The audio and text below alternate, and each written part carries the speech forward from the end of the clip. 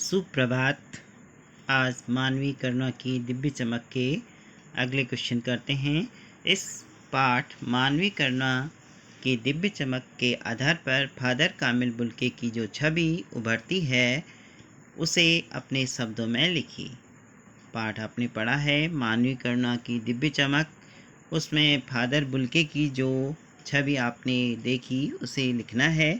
तो उत्तर है गोरा रंग, नीली आँखें, सफ़ेद झाई मारती, भूरी दाढ़ी, लंबा कद, सफ़ेद चोगे में फादर का व्यक्तित्व अत्यंत प्रभावशाली प्रतीत होता था। सफ़ेद चोगा, पादरी लोग सफ़ेद चोगा पहनते हैं, इसलिए वह कह रहा है कि व्यक्तित्व अत्यंत प्रभावशाली होता है। फादर कामिल बुल्के निष्काम कर्मयोगी थे।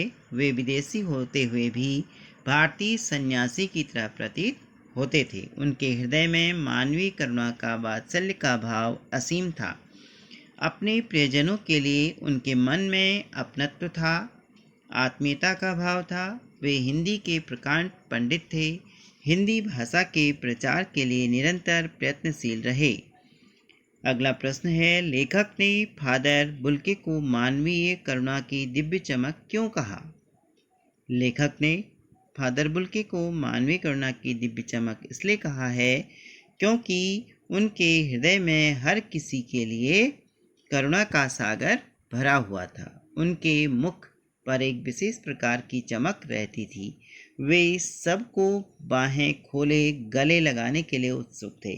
वे ममता और अपनेपन की भावना से भरपूर थे। हर किसी के घर परिवार के बारे में, निजी दुख तकलीफ के बारे में पूछना उनका स्वभाव था। बड़े से बड़े दुख में उनके मुख से सांत्वना के जादू भरे शब्द दुखी जीवन में ऐसी रोशनी भर देते जो किसी गहरी तपस्या से प्राप्त होती। लेखक की पत्नी और पुत्र की मृत्यु पर फादर द्वारा कहे गए शब्द शांति देते हैं। लेखक कह रहा है कि वह उनके जो शब्द थे वह उन्हें शांति प्रदान करते हैं। फादर बुल्के ने सन्यासी की परंपरागत छवि से अलग एक नई छवि प्रस्तुत की। कैसे? प्रायः अक्सर आप जानते हैं कि सन्यासी घर परिवार से दूर रहता है, तो यहाँ पर फादर बुल्के ने जो एक नई छवि प्रदान की दिखाई है वह आपको लिखनी है। फादर बुल्के ने सन्यासी की परंपरागत छवि से अलग एक नई छवि प्रस्तुत की। साधारणतः सन्यासी समाज से कटकर अकेले ही अपने संसार को रचते हैं। परंपरागत सन्यासी कर्म नहीं करते, वे काम नहीं करते हैं, लेकिन फादर कर्मनिष्ठ थे। हिंदी के प्रचार व प्रसार के लिए उन्होंने अनेक कार्य किए तथा सादा जीवन, उच्च विचार वाले आदर्श को अपनाया।